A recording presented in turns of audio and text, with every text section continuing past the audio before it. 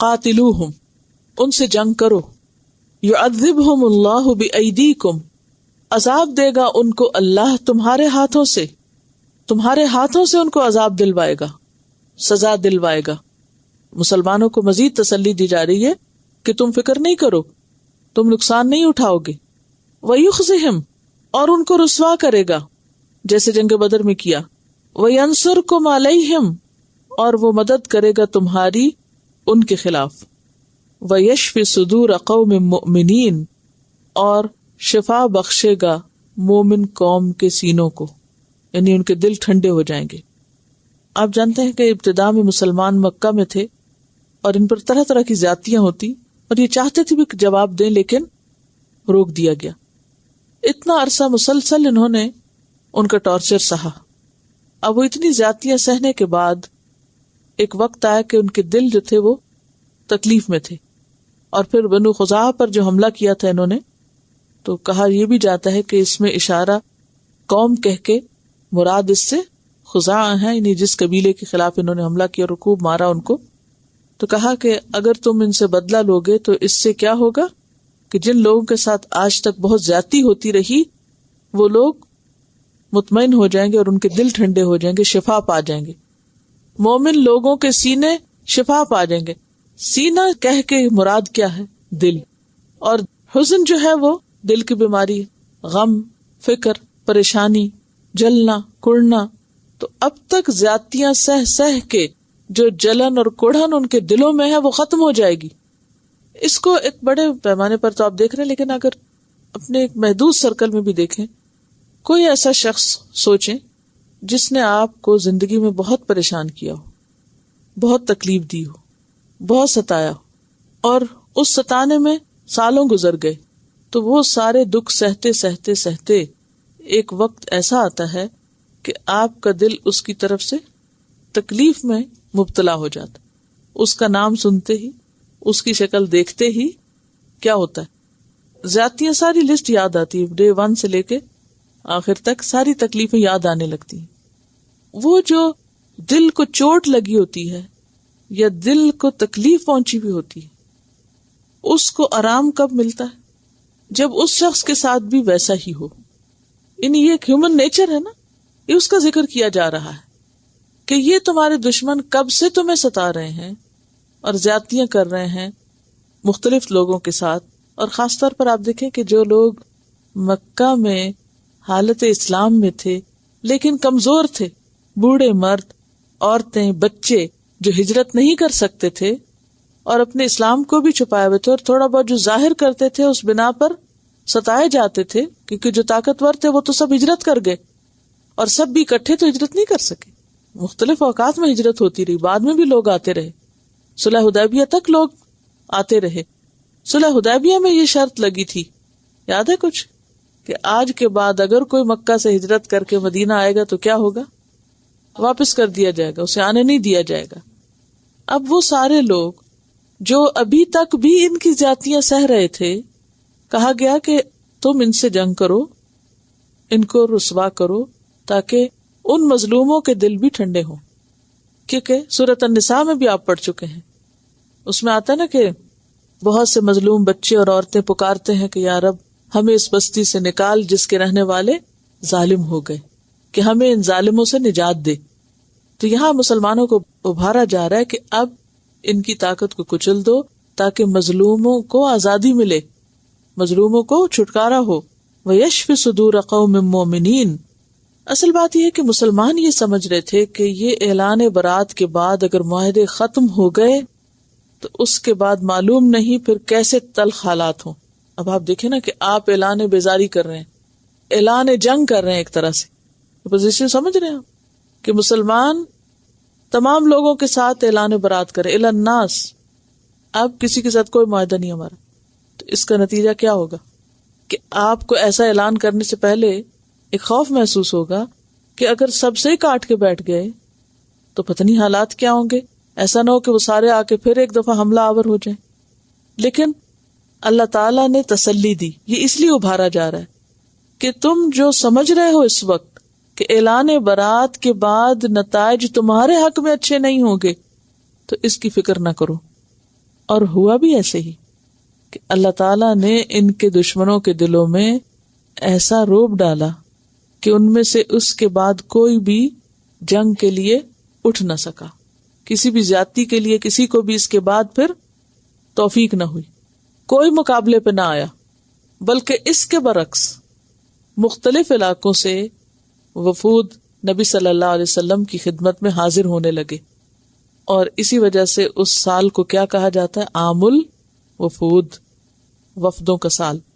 تقریباً 70 وفود ایسے تھے جو آپ صلی اللہ علیہ وسلم کے پاس آئے اور آ کر انہوں نے اسلام قبول کیا۔ آپ صلی اللہ علیہ وسلم کیا کرتے تھے کہ جو بھی قبیلہ آتا، جو وفد آتا، اس سے بیعت لیتے اور پھر اس علاقے کا انتظام انہی کو دے دیتے۔ اسی بات کی طرف اشارہ ہے قرآن پاک میں، اذا جاء نصر اللہ والفتح۔ تو اعلان برات کے بعد مسلمانوں کے لیے پریشانی نہیں بلکہ فتح کی راہیں مزید کھل گئی اور دین کی تکمیل ہو گئی۔ تو اذا جاء نصر اللہ والفتح ورأیت الناس يدخلون فی دین اللہ افواجا۔ یہ جو آپ کی کتاب ہے نا تجلیات نبوت، اس میں وفود کے بارے میں پیج 334 پر ہے، اس کو آپ پڑھیے۔ عرب سمجھتے تھے کہ وہ دین ابراہیم پر ہے۔ عرب کیا سمجھتے تھے؟ دین ابراہیمی پر ہے، اور اس دین کا جو شعار اب تک انہوں نے قائم کر رکھا تھا وہ بیت اللہ شریف کا حج تھا۔ اگلی آیات میں اب اس پر بھی تبصرہ ہوگا کہ ان کو حق نہیں کہ یہ بیت اللہ کے مجاور بنے اور اللہ کی مسجد کو یہ آباد کریں، کیونکہ اللہ کی مسجد کو آباد کرنے والوں کی کچھ صفات ہوتی ہیں۔ تو وہ اپنے آپ کو کیا سمجھتے تھے؟ ہم بالکل سیدھے رستے پر ہیں، اور اس کی دلیل کیا دیتے تھے؟ کہ ہم بیت اللہ کو لک آفٹر کر رہے ہیں۔ چنانچہ وہ ہر سال حج کا زبردست اہتمام کرتے تھے۔ آج بھی آپ دیکھیں کہ مسلمان نماز پڑھیں یا نہ پڑھیں، وعدے پورے کریں یا نہ کریں، لیکن جتنے زور شور سے حج اور عمرے کا اب اہتمام ہوتا ہے اس سے پہلے شاید نہیں ہوتا تھا، کیونکہ جب دینی اور اخلاقی زوال ہو جاتا ہے نا تو لوگ چند ریچولز کو دین سمجھ لیتے ہیں کہ بس صرف یہ کرنا ہی دینداری کی علامت ہے، سمبل ہے۔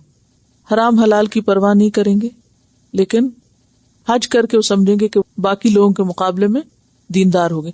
میری اس گفتگو کا مقصد حج کی اہمیت کو کم کرنا نہیں ہے، حج تو ایک فریضہ، وہ تو ادا کرنا ہی ہے، لیکن عموماً دینداری کے سمبل کے لیے لوگوں نے حج کو ایک ٹول بنا لیا کہ اپنے آپ کو دیندار ظاہر کرنے کے لیے باقی کہیں پیسہ لگائیں یا نہ، کوئی قربانی کریں یا نہ، لیکن اس کے ذریعے الحاج بن کر لوگوں پر ایک رعب ضرور قائم ہو جاتا ہے کہ اتنے حج کر رکھے، باقاعدہ گنے میں اور گنوائے بھی اور گنتیاں پوچھی بھی جاتی ہیں۔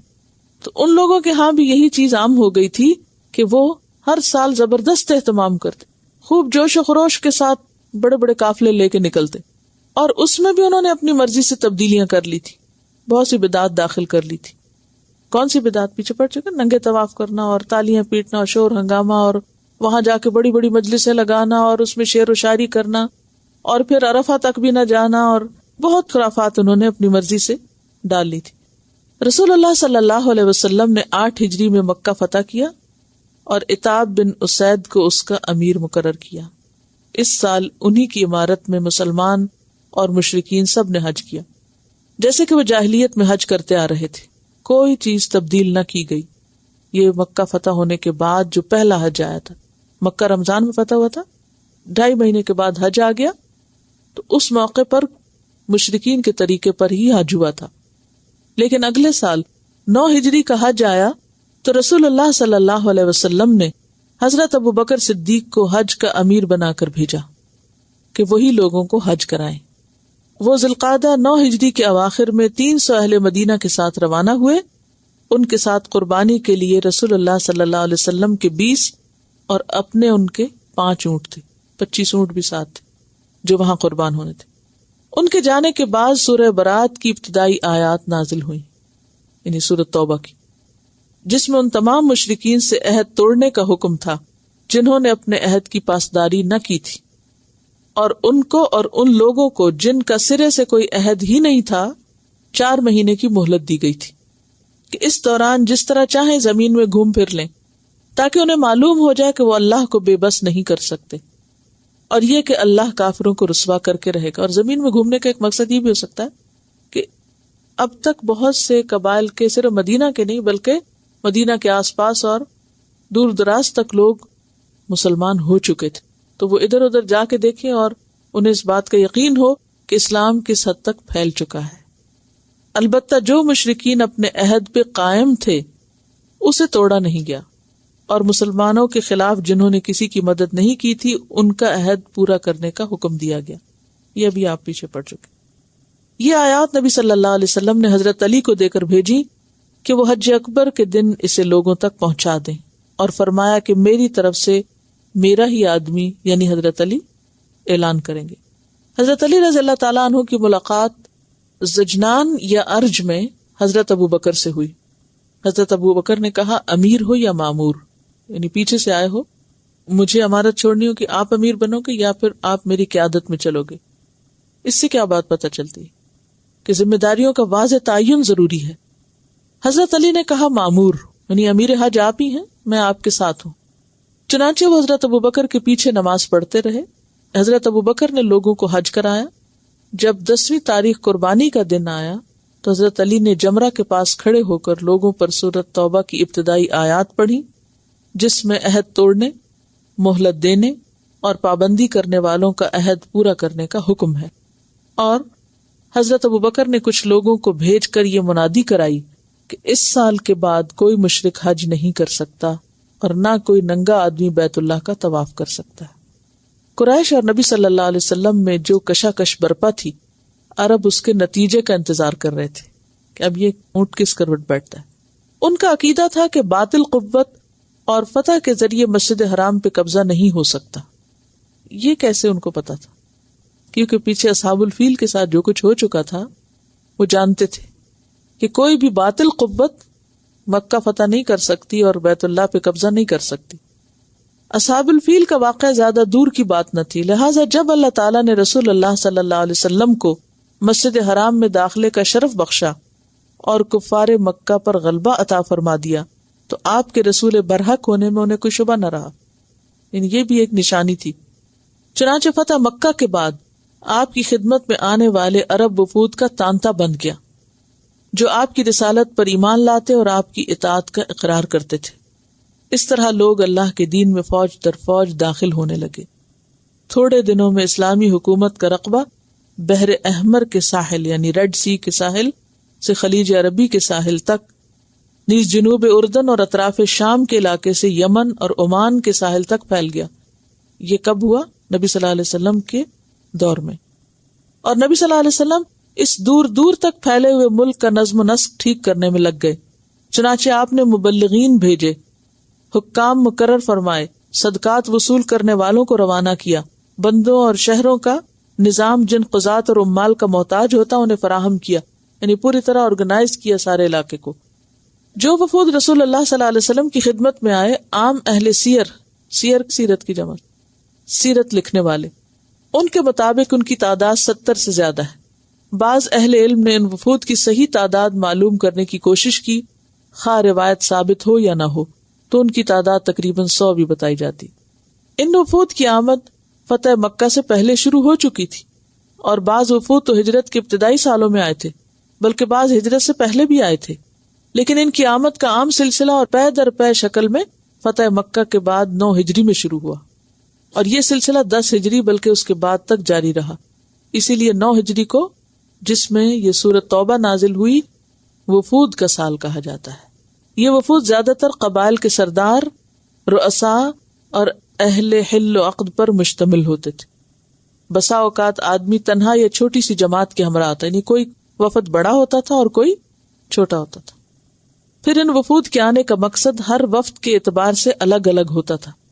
کوئی قیدیوں اور گرفتاروں کو چھڑانے آتا، جیسا کہ وفد حوازن اور وفد تمیم کے ذکر میں گزرا، تو کوئی فقط اپنے لیے یا اپنے اور اپنی قوم دونوں کے لیے امان کا طالب بن کے آیا، کوئی فخر اور مباحات اور مناظرے اور مجادلے کے لیے آیا، جیسے وفد نجران، کوئی یہ گزارش کرنے آیا کہ اسلامی لشکر واپس چلا جائے تاکہ اس کی قوم پہ حملہ نہ ہو، کسی نے آ کے اطاعت اور جزیے کا اقرار کیا، کسی نے آ کر اسلام میں اپنی رغبت ظاہر کی اور اپنی قوم سے بھی اسی توقع کا اظہار کیا، کوئی مسلمان فرما بردار اور کوئی قوم کا نمائندہ بن کے آیا، کسی نے اسلامی تعلیمات اور احکام کو جاننے کی رغبت ظاہر کی، ادھر رسول اللہ صلی اللہ علیہ وسلم کو اللہ تعالیٰ نے جس بشاشت اور کریمانہ اخلاق پہ پیدا فرمایا تھا اس کے مطابق آپ ان وفود کا استقبال فرماتے رہے، انہیں خوش کن تحائف سے نوازتے، اسلام کی ترغیب دیتے، ایمان اور شریعت کی باتیں سکھاتے کہ وہ اپنے پیچھے والوں کو بھی سکھائیں۔ در حقیقت یہ وفود صحراؤں میں رہنے والے بدوؤں کے اندر دین کو تیزی سے پھیلانے کا اہم ذریعہ بنا۔ چنانچہ ان کے نتائج، اغراض اور مقاصد کے تنوع اور اسباب اور وجوہ کے اختلاف کے باوجود پہلے وفد میں آنے والوں نے اسلام قبول کیا، پھر جلد یا تھوڑی دنوں بعد قوم نے بھی اسلام قبول کر لیا۔ اس سے صرف بعض وفود مستثنیٰ ہیں، مثلاً بنو حنیفہ اور مسلمہ کذاب کا وفد، اور ان کا ذکر آگے کے صفحات میں موجود ہے، اور نمونے کے طور پر کچھ وفود کے واقعات یہاں دیے ہوئے ہیں۔ تفصیل میں آپ کو اس وقت نہیں بتا سکتی کیونکہ یہ سبق سے متعلق نہیں،